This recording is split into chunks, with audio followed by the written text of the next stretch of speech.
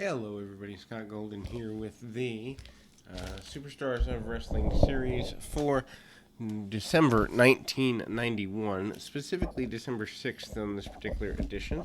And we are fast approaching the beginning of 92.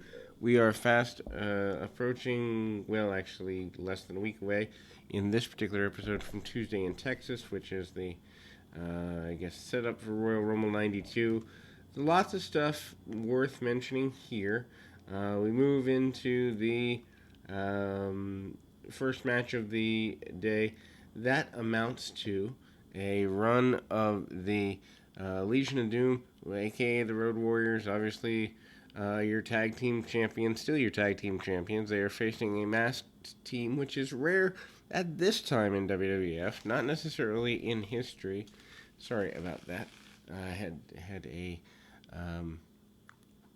piece of plastic that was sitting in the way of my microphone. Anyway, tag team champions Legion of Doom are here, and ultimately, they are raring to go. Immediate press slams by both of the tag team champions launch into the buckles like lawn darts. Hawk manages to use, power jumping leap and such, and then Animal comes up with a power slam. We see the Doomsday Device 1, 2, 3 win for your champions. No big surprise there. Then we go to update. Update focuses on Hulk Hogan as champion again. However, Jack Tunney manages to hold up the championship in weight of the 92 Royal Rumble due to the events of Tuesday in Texas just a few days before. And the Mountie is out next. Mountie is about a month, maybe a little more, about 6 weeks or so away from winning the Intercontinental Championship for 2 days. Anyway, Mountie sends his opponent to the outside after some submission-style tactics a little bit. Punch, kick, real basic stuff.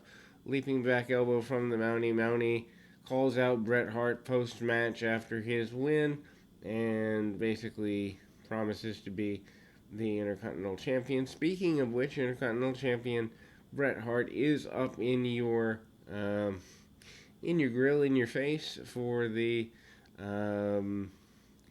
Intercontinental, support in Event Center promo. He's threatening the Mountie, saying he's going to go at the Mountie. Skinner is here. Skinner really kind of just saying he's going to skin people alive, kind of like this was the Everglades. Doesn't really have a clear directive, and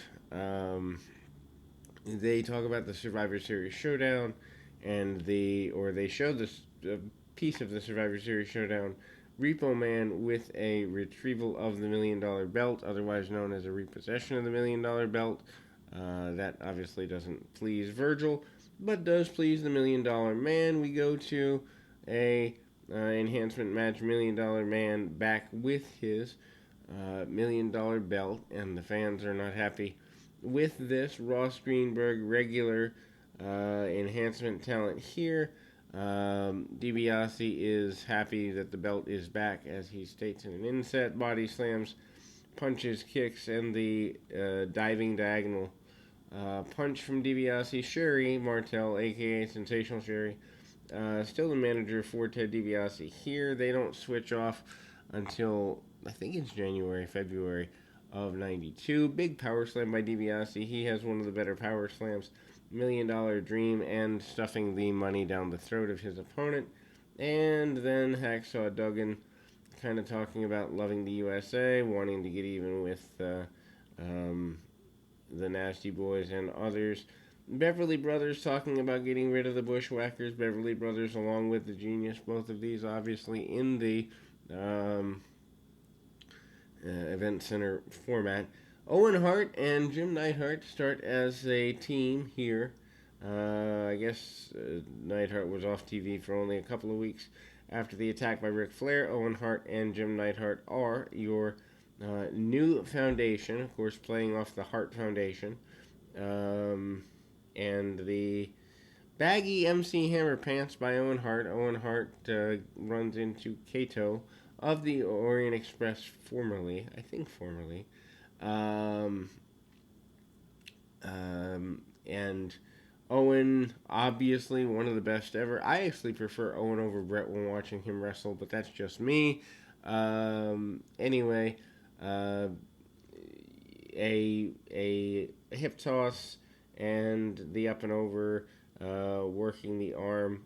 Cool combination. I'm sad a little bit that the Anvil and Owen didn't go further. Up and over around the back and a drop kick by Hart. Hart, obviously, the speed of the team. Anvil power.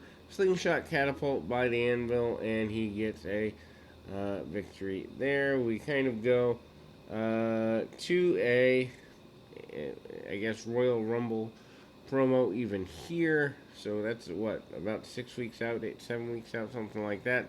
Sunday afternoon, January 19th is your Royal Rumble. The championship will be on the line. Hogan talks about Flair interfering and being angry with Flair. He talks about getting even with The Undertaker. Hogan and The Undertaker both will have numbers in the 20-30 range, the final third, in the Royal Rumble as a result of their both being the most recent former champions. Greg the Hammer Valentine out next in a enhancement challenge match with Barry Horowitz. Valentine here as a babyface is really struggling in late 91.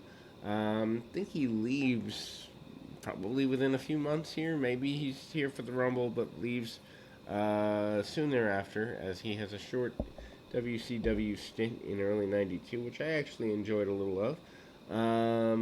Anyway, side headlock and works the leg by Valentine. Valentine obviously wins with the figure four, but Valentine as a babyface, unless it's on an indie show, has never worked. Like, I unless there's something prior to his WWF run where it works really well, and someone can point me to footage of it working really well. Valentine's just a better heel. Nasty Boys out next, former tag team champions. Punch, kick, and basic stuff by Knobs and Sags. Obviously, the pump handle slam by Sags, the Pity City that they normally do, and the top rope.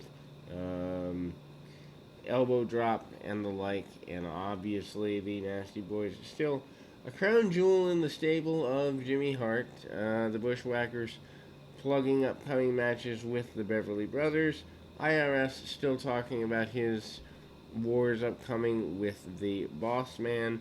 And we close on that note. We'll be back with more right after this.